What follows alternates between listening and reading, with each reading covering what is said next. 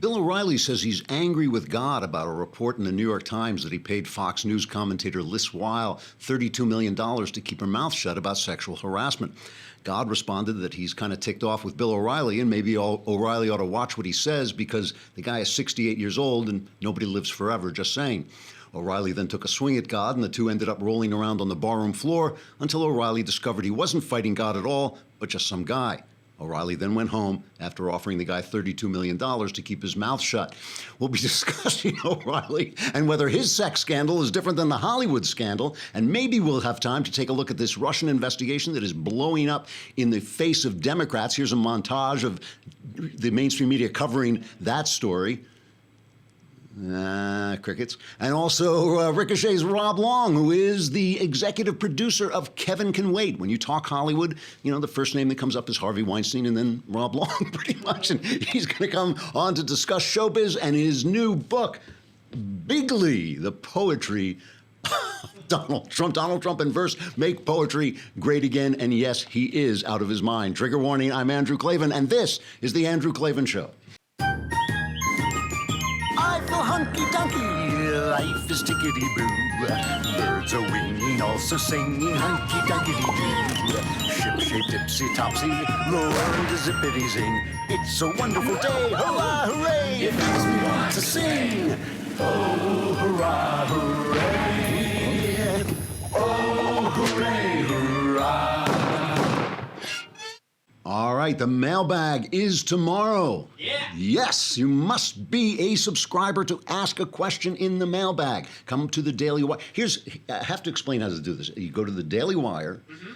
You have to be a subscriber. It costs a lousy $10 a month, and we will answer any question: politics, personal questions, religion. The answers are guaranteed 100% correct, and will change your life on occasion for the better. But you have to subscribe, and then you go on and you click the podcast button, right? Yeah. And you get to the podcast place, and it says, send in your question, mailbag, There's something. a little mailbag. Mailbag. You press the mailbag. You can figure that out. If you can't figure that out, we may not be able to save you anyway. But try it. Send your questions in. We will answer them tomorrow. What else do I need to say? That also, if you want to subscribe just to the YouTube channel, that also works, but you don't get to watch the whole thing. You only get to watch half of it, and then you can listen to the rest, but you subscribe to the YouTube channel too, and that's free. Mm-hmm. And you should get stamps.com. That's the other thing you should do while you're doing stuff. You know, just make a list. Make a list while you're doing stuff that you should get stamps.com, so you don't have to stop in the middle of your day, get in your car, drive to the post office, wait online, hope they have what you want them to have, and do all that stuff. It's the old world, man. That's 19th century. This is what? I don't know. It's like, must be past the 19th century by now. Now, you want all this stuff in your computer, and Stamps.com brings all the services of the U.S. Postal Service right to your fingertips. You can buy and print official U.S. postage for any letter, any package, any class of mail using your own computer and printer. Stamps.com makes it easy. They'll send you a digital scale which automatically calculates the exact postage, and Stamps.com will even help you decide the best class of mail based on your needs. There's no need to lease an expensive postage meter. I use it because I just don't have time to go to the post office and wait online. And right now, you can enjoy the Stamps.com service with a special offer that includes a 4-week trial plus postage and a digital scale without long-term commitments. Here's how you do it. You go to Stamps.com, you click on the microphone at the top of the homepage and type in Klavan. How do you spell Yeah, I'm glad you asked me that question. Sort of. I'm not as glad as I used to be, but I'm still sort of glad. It's Klavan. Go to Stamps.com and enter Klavan. You will get a 4-week trial plus postage and a digital scale without long-term commitments. Stamps.com/enter Klavan. You'll never have to go to the post office again. So the New York Times has run this story. Can we turn this screen off? It's kind of distracting. Can you see? Yeah. The New York Times has run this story saying that Bill O'Reilly paid out $32 million to keep Lise Wheel, one of the, I think she was a legal analyst at Fox, very attractive lady, and to have her be quiet about sexual harassment and possible. They used the phrase non-consensual sexual conduct or something like this. I mean, yeah, exactly. I was thinking, do you need more than 4 letters to spell that? And, I've been thinking about this because I've been hammering Weinstein. We've all been hammering Weinstein. We all just assume Weinstein is guilty. O'Reilly is putting up a defense. O'Reilly has said repeatedly, he hasn't done anything wrong and that he's got information, but he can't bring it out and all this stuff. And he just pays this money to make this go away because it's destructive to his family. Here is O'Reilly talk to Glenn Beck. This is cut number 6, basically saying why he can't entirely defend himself. Number one, I want the story to go away because it's brutalizing my family. And number two, I'm not going to run and hide because I didn't do anything wrong. And I think that the evidence that we've put forth is very strong, very compelling, that the New York Times wants to take me out of the marketplace. This is the second time they've attacked me. And the article on Sunday regurgitated the first article. That was like 75% of it. They had to run it twice in case you didn't get it last April. And they know that I'm in a disadvantage because I can't comment specifically on any case that has been resolved. That's one of the stipulations. Legal,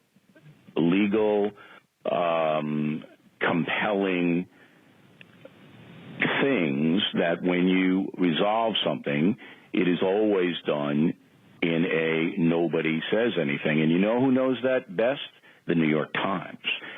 So David French has a piece at the corner where he says it's time for Bill O'Reilly to be Weinstein. In other words, that conservatives should stop running cover for him or staying out of it, and we should treat him the same way that we treat Harvey Weinstein. And look, my first reaction when I hear that you paid somebody $32 million to keep his mouth shut is my first reaction is to compare that to how much money I've paid people to keep their mouth shut, which is none. And because there's nobody who's trying to say anything about me because I don't sexually harass people, and with the exception of Austin, I try to I try to treat people with respect, but no court on earth would convict me for disrespecting Austin. But there is one thing that keeps me from just unleashing on the guy, and that's Glenn Beck. And actually, this is something I want to talk about. This is actually it's a little personal, but when I started doing this, nothing could have been stranger or more alien to my personal makeup than coming and sitting in front of a camera and being on a microphone and talking without preparation. I have lived my life as a writer, and as a writer, I'm an incredibly careful writer. Anybody will tell you, I rewrite everything again and again and again until I get it right. And sometimes when I'm sending it out to the publisher for the last time, I'm still correcting it. And Michael Knowles and I are doing this Another Kingdom, which I hope you'll subscribe to on YouTube. And as Knowles is performing it, I'm rewriting some of the text because I eventually, I suppose, I'll publish it as a novel as well, And so I'm rewriting and all this stuff. The idea that I would come on and just talk off the top of my head, and the stuff I said would then be captured on tape, and anybody could listen to it, and you could basically hold it against me if I made a mistake. There are only two things so far that I really regret. And one of them is when James Comey first came into the news, I gave him the benefit of the doubt. I would not do that today. That was a big, big mistake. I mean, James Comey, I now think, is a very sinister figure, and I will talk about that if I have time today. But the other are a couple of jokes I made about Glenn Beck. And Beck has never said a word about this to me, and I don't want anything from Glenn Beck. I'm just saying this out of my own personal feelings. It's easy for me to make jokes about Glenn Beck because Glenn has a natural person. I worked for Glenn for about 6 months, and I really like the guy. I like the guy a lot. And he has a natural personality where any event that happens, he can sort of connect the dots to the worst possible outcome. I mean, that's part of his charm and part of his show. And I have the opposite personality, which is that anything that happens, I can connect the dots. It's going to be fine. And it's just a personality thing. I would tease Glenn to his face when I worked with him. I would tease him on his own air, and he never objected to it and all this stuff. But I felt when I first came on, I made jokes about it without realizing the power of the microphone, without even realizing I was actually talking to actual human beings. And I just really regret it because Glenn is a 5-star character in my book. I mean, I worked with him, I worked around him, I worked with the people who worked with him. And a lot of people in this business a lot of the women in this business are very attractive women. they loved Glenn. They spoke about Glenn the way I would hope people who worked for me would speak about me as a mentor and a friend and a supporter, and not one of them ever said, oh, and don't go in a room alone with Glenn. There was nothing like that, ever. So the fact that Glenn Beck, so I just want to say that, Glenn, if you ever hear this, I'm sorry. I didn't know what I was doing. It's just the way, you have to, we all have to learn. We all have to learn, go on our learning curve. But anyway, the fact that Glenn Beck is standing up for O'Reilly is the only thing that gives O'Reilly any credibility at all in my book. Because, listen, I feel 100% certain that if O'Reilly has done anything bad, Glenn Beck has never seen it. And as a good and loyal friend, he would stand up for his loyal friend, having no proof of it.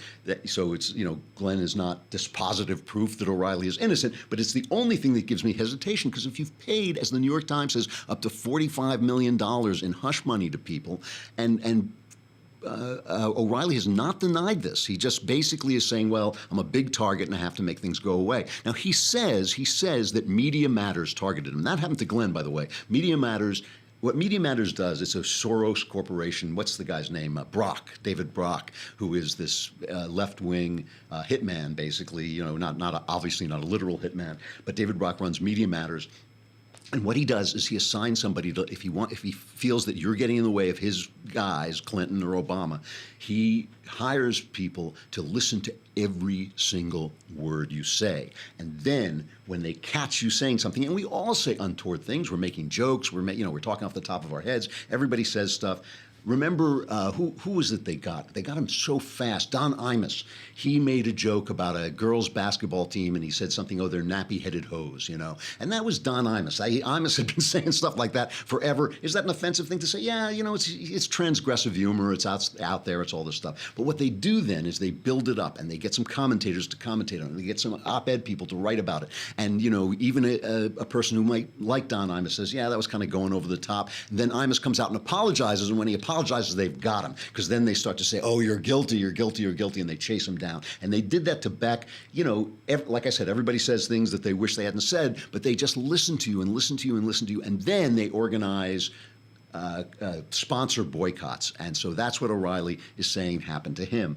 But this $45 million, what are you paying people to be quiet about for that kind of money? That does not make any sense to me whatsoever. And the thing about these non-disclosure agreements, this is a big thing that's coming out now with the Harvey Weinstein thing. People sign non-disclosure agreements. I don't even remember if I signed one here, but most of us sign them because you don't want somebody. Let's say I get in a fight with Jeremy, the God King of the Daily Wire, and he says get out, and now I'm bitter, and I say, oh boy, every day I worked there was hell, and everybody was dishonest. Suddenly I'm taking out revenge. They don't want you doing that, and well, they shouldn't, because people get angry. But a non-disclosure agreement that keeps you from reporting a rape. I mean, first of all, you shouldn't really sign that, because the guy who did that to you. I mean, if you're taking even $32 million, look, I guess we can all be bought, and $32 million is an awful lot of money. But if somebody actually assaulted you, he's going to do that again. I mean, you're taking $32 million to be quiet while somebody else down the road does this. And now, I mean, look, this is all coming unleashed in Hollywood. I don't know if you're following this, but there's this minor director, James Toback. Do you know who James Toback is? I mean, he directed one film. Yeah, one film back in the 90s was his big film. But he's kind of this... he's like this, kind of unattractive, big, overweight guy, and he would go out in the park and tell people he was a director and get them to come back to his hotel room and all this stuff. And the other one, the big guy, is David O. Russell. He's the guy. He's a really good director. He made Silver Linings Playbook and all this. But this is the thing. This stuff is coming out now, but it's been coming out all along. I mean, David O. Russell, Amy Adams, after she made American Hustle with him, came out and said, oh, it was terrible. He berated me. He made me feel bad. And Jennifer Lawrence was in that movie, too, and she was tough, and she would stand up to him. The story about Three Kings, which is an excellent film, David O. Russell's, I think that's his first movie, and that had George Clooney. The story is that George Clooney and he got into an actual fist fight because he was so, and it speaks well of Clooney, he was so abusing the the lesser directors on the set that Clooney, the star, said, hey, if you're going to abuse somebody, abuse me. And they ended up rolling around in the dirt, punching each other. So this stuff is everywhere. And I mean, you know, it's going on. They had a report that it's going on in Sacramento, the state capital of California, that the government people there are harassing women. There was a report recently in Washington, D.C., that the STDs are rampant in Washington, D.C., so you know stuff is going on there, and we know what happens with interns and stuff like that. So it really is happening all over, and I think as conservatives, we obviously have to say, look, there's a special pleasure, obviously, that the left gets, for instance, if a anti-gay pastor is found in a homosexual liaison. The left will cover that endlessly, and it gives them a special glee.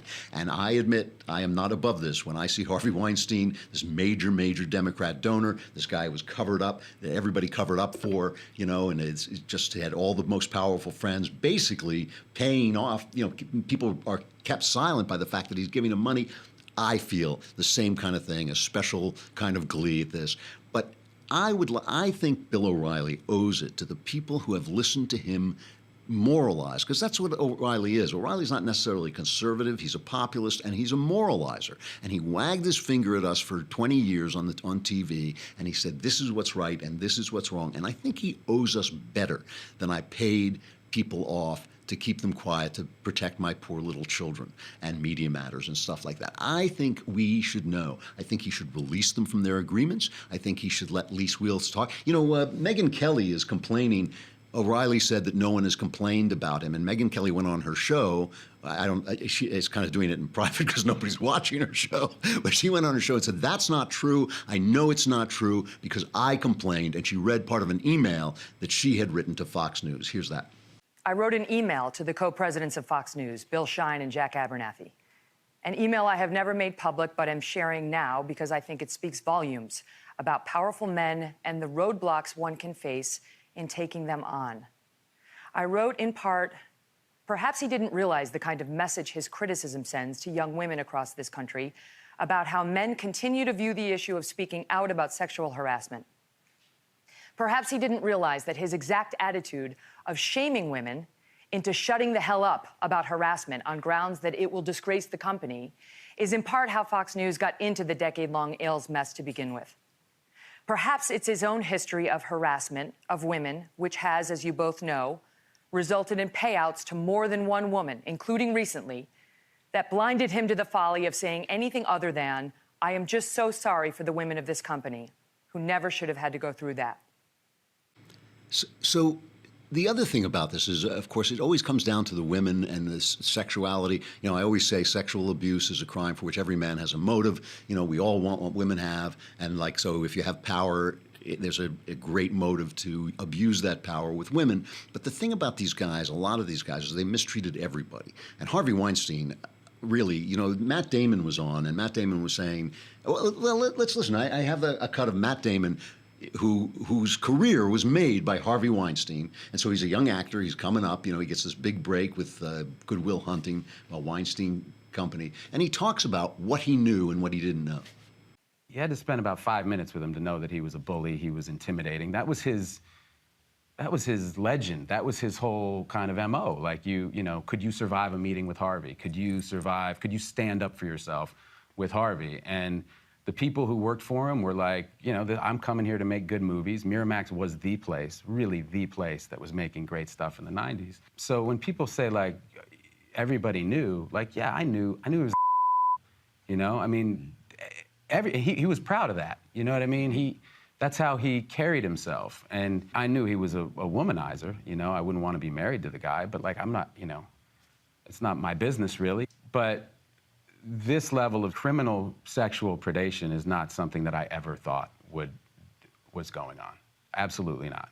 I knew the story about Gwyneth from Ben because he was with her after Brad. And so I knew that story. No, you know, so you knew enough. I mean, the point is, I'm not blaming Matt Damon. I don't think you should blame all the people around these things. You know, if you weren't there, if you didn't witness it, if you didn't see it, you did not have the power to bring the guy down. And there's no point in just spreading that, you know, pointing around the people you dislike because of their politics or whatever. But the point I wanted to make is, is that the culture that allows powerful people to behave badly toward other people is kind of the problem, because women are obviously going to be the natural target of powerful men, but basically everybody is the target of powerful men. And when you hear me, as I often do, attacking Donald Trump for his manners, for his bullying, even though I keep saying I love some of the stuff that the guy is doing, and I kind of love the fact that he's breaking he's breaking the dishes in the Washington kitchen and all this stuff. This is the stuff that we as conservatives should be speaking about, because this is not a way, it's not the way we want people to be treated. It's not, it ain't right. It ain't right. And we should stand up against it, whether it's Bill O'Reilly or Harvey Weinstein. Speaking of abusive Hollywood characters, Rob Long is about to join us, but first we have to say goodbye. I'm joking. But we have to say goodbye to Facebook and YouTube. You can come over to the Daily Wire and watch the rest of the show. You can actually subscribe to YouTube and listen to the rest of the show. But if you want to watch the show, the whole show from beginning to end, you got to subscribe at thedailywire.com. It's a lousy $10 a month. For a lousy $100, you get a year subscription and the Leftist Tears tumbler, which keeps your leftist tears cold or warm or however you like to drink them. Come on over to thedailywire.com.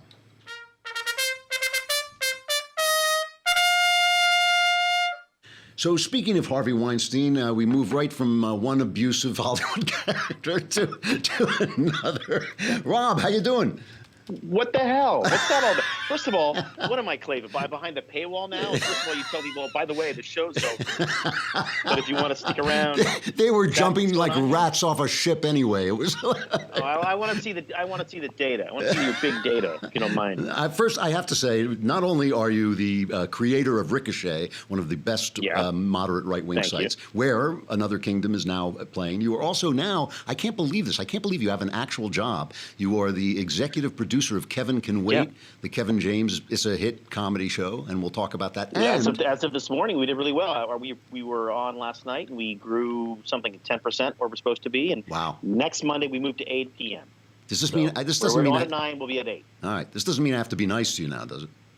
No, because let's be honest. What do you have? 10 viewers? I can only be here because I'm your friend. I had a lot of benefit. I had a lot of viewers before you came on. You're also the author of Bigly, Donald Trump in verse, and we'll talk about that. But before we talk about that, first we have to talk about.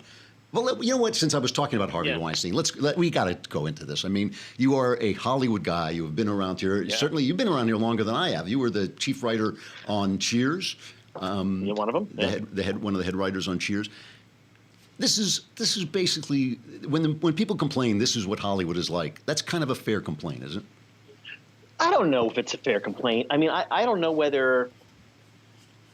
Well, I think you have to separate into two things. There's one, which is that the idea that you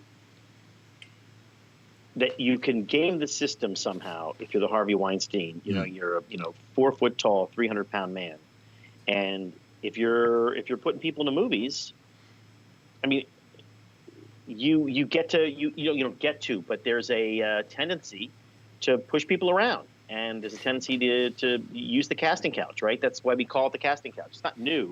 Everyone acting like, oh, they're so shocked by this. It's really suspect. I am not blaming the victim. There's cases of assault that should be investigated. They should have the book at the guy.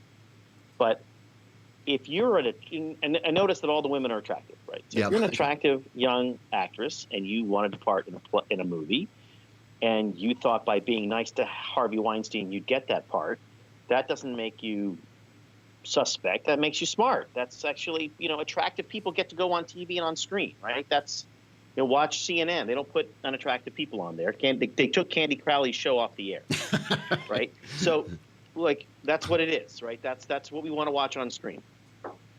So, if you feel like you could be nice to him and maybe flirt with him a little bit and make the 4 foot tall, 300-pound man feel like he's attractive, just short of doing anything that would compromise your deeper moral beliefs or you're a person, right?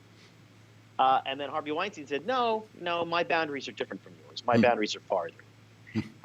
It isn't as if what he did was way out of left field, crazy behavior. I mean, I'm going to get in big trouble for saying this. It's that he pushed it too far. Because any attractive actress who was up in his hotel room And she didn't expect to get groped, and she didn't deserve to be groped, and she didn't expect to get raped, and she did not deserve to be raped. That's assault, and there's no excuse for that. But she was flirting with him. Like, no person goes, you know, I mean, in this specific instance, because we're talking about, you know, criminal behavior or even like beyond the pale behavior. She did attractive people in Hollywood use their attractiveness That's what they're selling. to get places. That's right. Yeah. Yeah. No, So there's I'm no not question saying they about should throw this. the book at him. I'm not saying. I think that we would all be better, and we'd probably actually have more progress in this area if we were more honest. Yeah. So I think what happens when these things explode is people decide they're going to be outraged by all behavior, and what that really ends up being is you're outraged by no behavior. You know, we have this sort of general bloodletting, and we fire 2 or 3 executives, and then because we went so crazy, we don't pay attention to the signs when they are in front of us. You know, it is.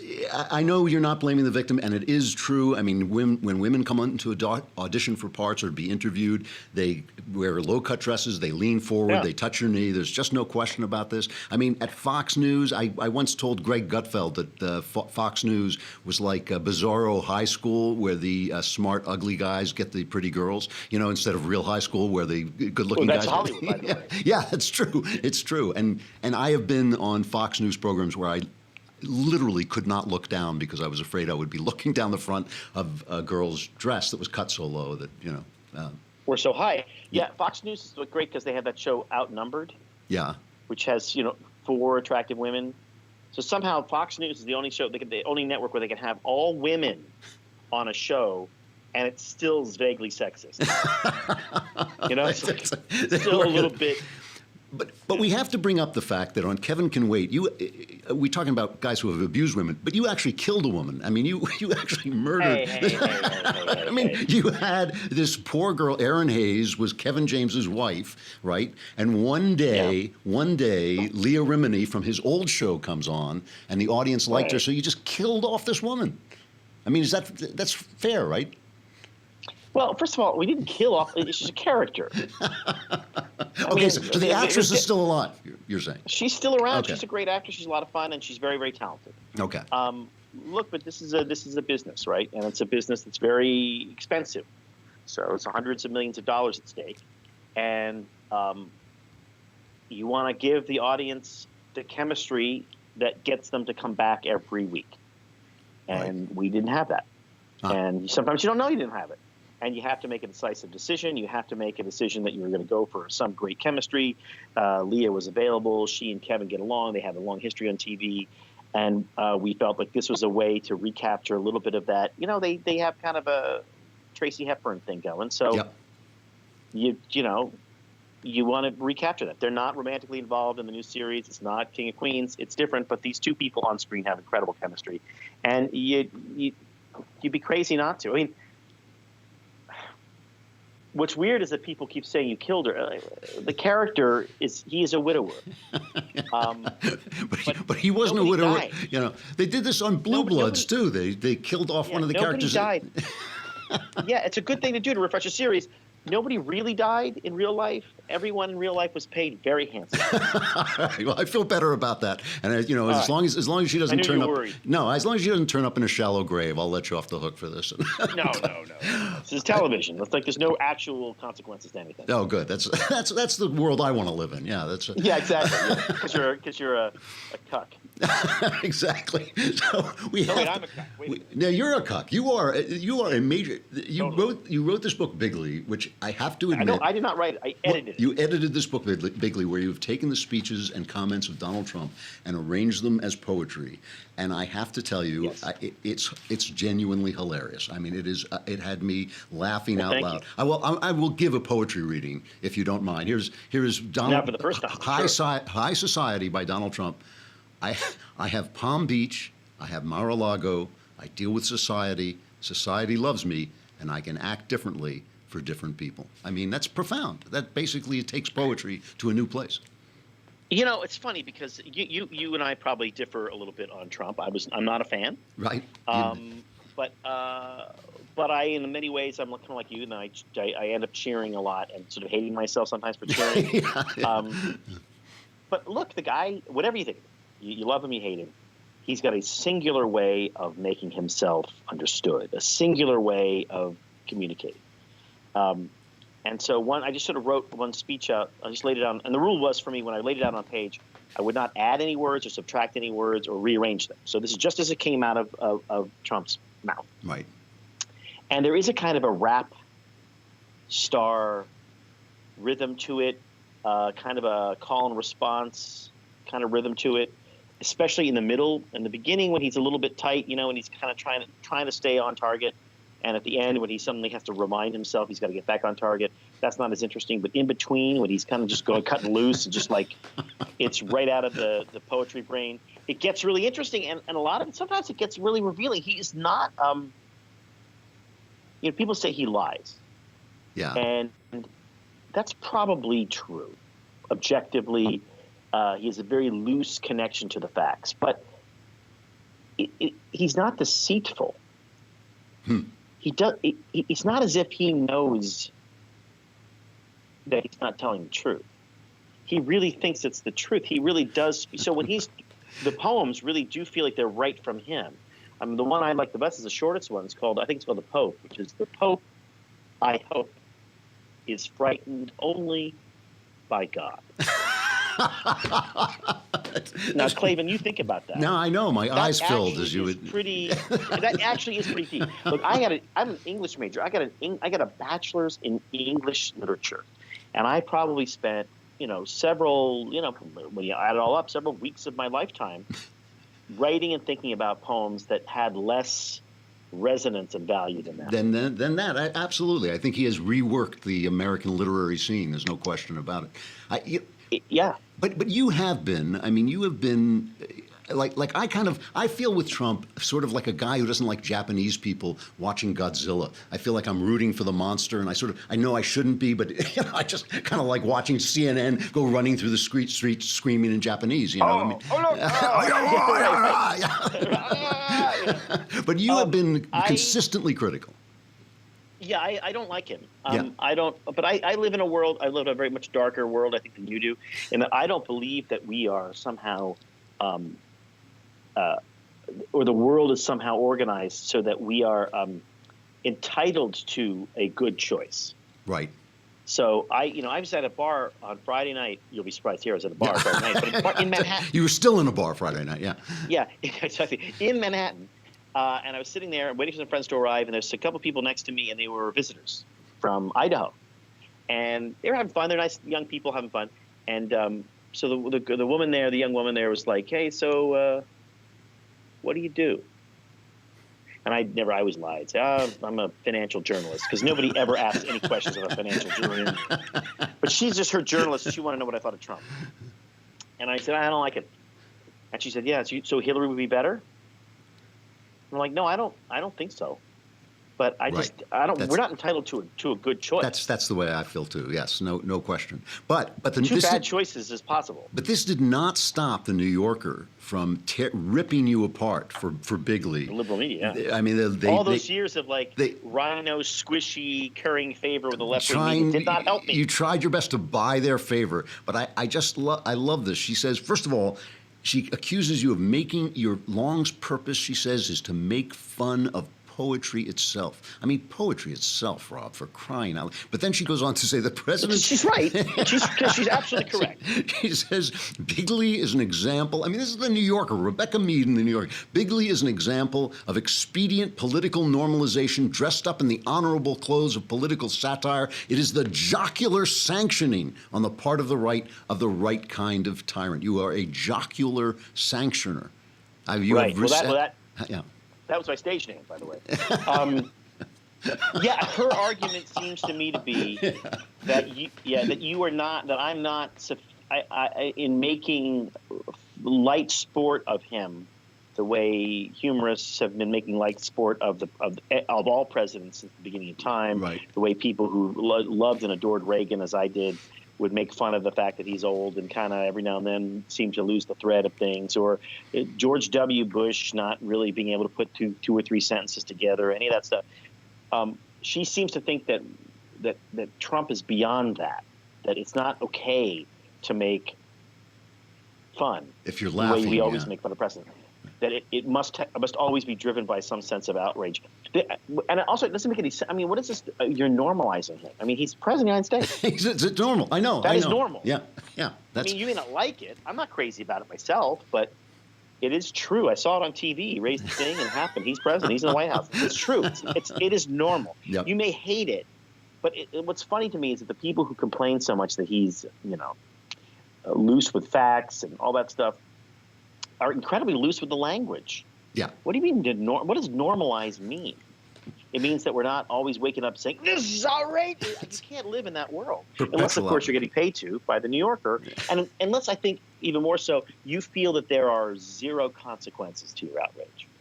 Right. It's a pose, Well, that's the thing. I mean, you're surrounded by people who absolutely agree with you. So speaking truth to power is not speaking truth to power. It's just speaking to your friends. Yeah. Rob Long. Speaking truth at a fancy restaurant. Am I done? You're done. Get out. Get out. You're making a kind of a noise like Rob Long. It's been nice, but I can't be here forever. Really? I got things. Really? I got things to do. Hey, I'm a busy man. Yeah, I don't think so. So busy you could put on a collared shirt for this? Come on. I knew you were coming. I wanted to look hip in Hollywood. What do you think? I like it. I actually like it. The beard, excellent. Because I look older than you. That's however, when I see you on Gutfeld, you're not wearing shoes. You're not wearing socks. I'm not wearing socks. Socks, yeah. Put the socks on. Yeah, that's like, I mean. Yeah, that's more of a casual show. You're making me ashamed. I will be wearing socks now that the socks are seasonable. Like you have to. I'm a guy who lives in the seasonal wardrobe. I just want to know, are you wearing pants now? That's what I want to know. That's like. Wouldn't you like to know? All right. The author of Bigly, the executive producer of Kevin Can Wait, and the founder of Ricochet. So actually, almost an accomplished human being. It's like I'm a part of the establishment. Yeah, that's right. The GOPE. Yeah, it's good to see you. I hope you come back sometime. Good to see you too. All right. I'll talk to you. See you soon. Bye. All right. So I love the guy. I have to say, I worked on a project with him, and it was. I can't name the people involved because they were famous comedy writers. And for some reason, it was famous comedy writers and me. And we were writing about, Obamacare. We were doing some satires on Obamacare. And first, you have to understand that TV writers never write anything. Like, I'm a novelist. I write things. I stand with my hands on the thing. But that's not what happens. So they say, go, each one does a script, and this is your script, and this is your script, and there's like 4 of us, I guess. And these are big guys, guys with big shows. And we all go out, and one guy comes back with a script. Who do you think it is? Me, because when you tell me to write something, right, I write something. You pay me to write it, I write something. Everybody else comes back with like a napkin with they scrawled something on it, or like a piece of note paper, like a little piece of toilet paper. And each guy in turn, I guess this is how a TV show is written. I've never worked on a TV show. Each guy in turn hands his little scrap to Rob, and Rob kind of looks at it and then just starts to vamp, just starts to talk. And I don't know if you've never worked in comedy, you don't know this, but what comedy people do is they never laugh. They say, good line. Oh, that's funny. Good line. Yeah. No, I like that. That's funny. There's no laughing. I was in tears. I was doubled over, like tears stream. I was laughing so hard because he just would ad-lib what he thought the video would be, and then when he was done, the guy would go home and write what Rob said, right? And that's what they do. They never do anything. It's just an amazing. They never sit there. Like me writing is like you scratch your chin, you kind of look around, you take pace, then you sit down at the time. No, it's just they talk. He just talks, and it's hilarious. And then they go and write that down. That was the experience of comedy. It was my one experience of comedy writing. All right, let us move to sexual follies.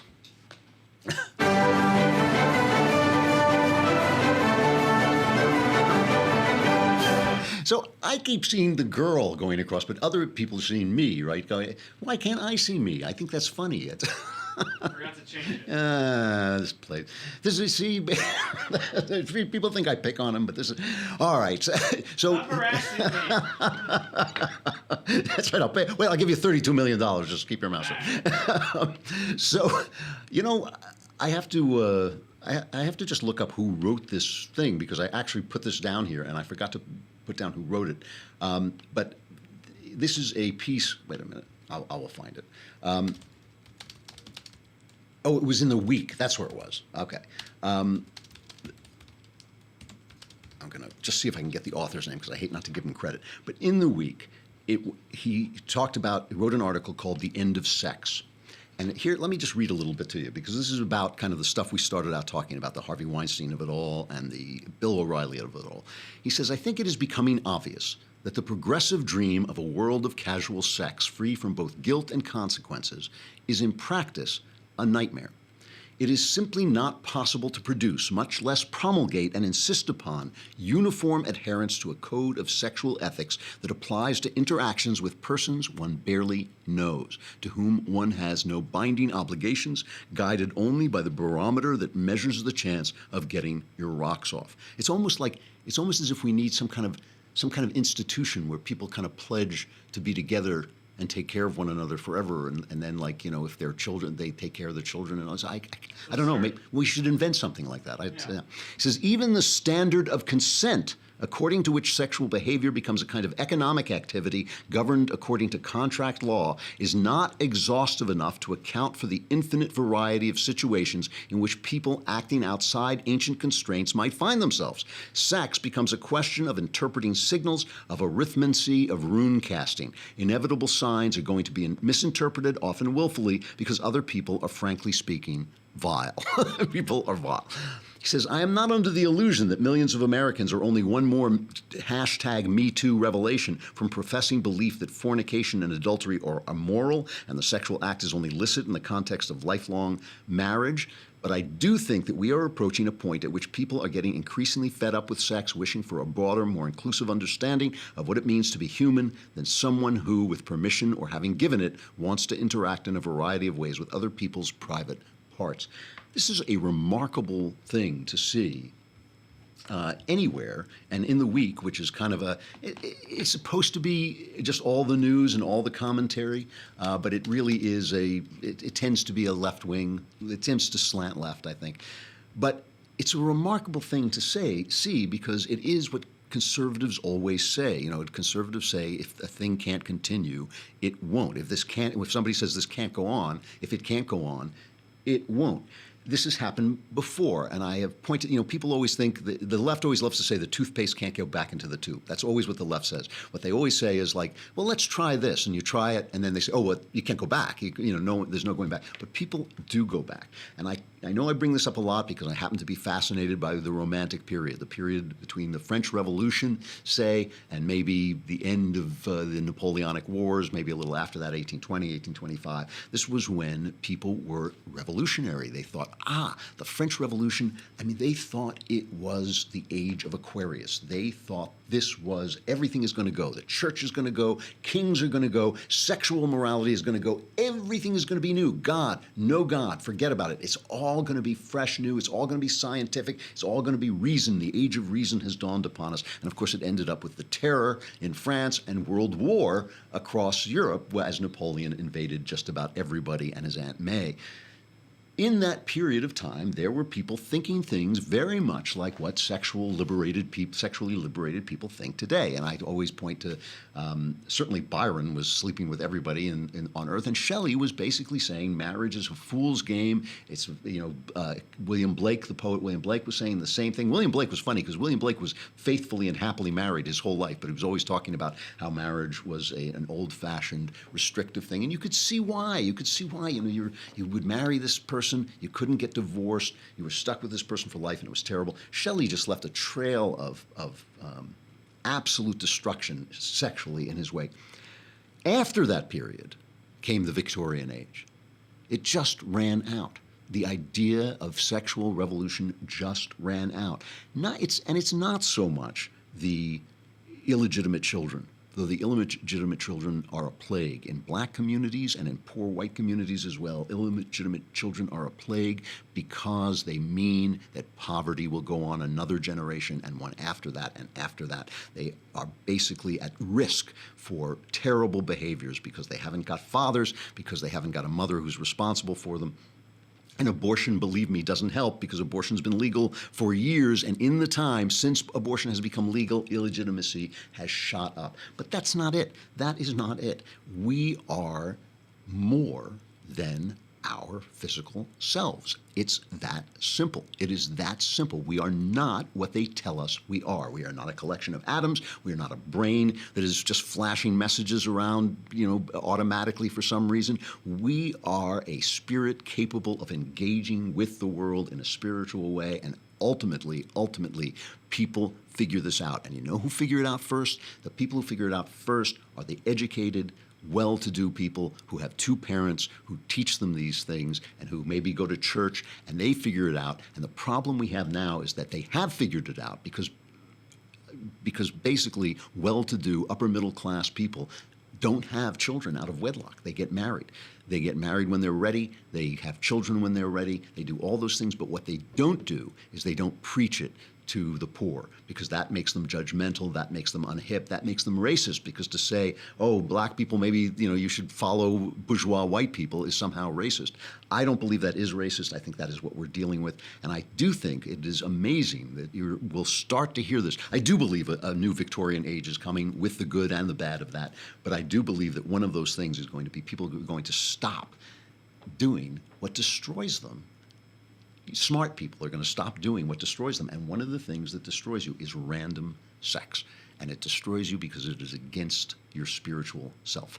The mailbag is tomorrow. We will answer all your questions and your life. Go look in the mirror, then come back and tell me you don't need the mailbag. You need the mailbag. Subscribe for a lousy $10 a month. You can ask me any question. My answers are guaranteed 100% correct, and they will change your life now and then for the better. I'm Andrew Klavan. This is The Andrew Klavan Show, and we'll see you tomorrow.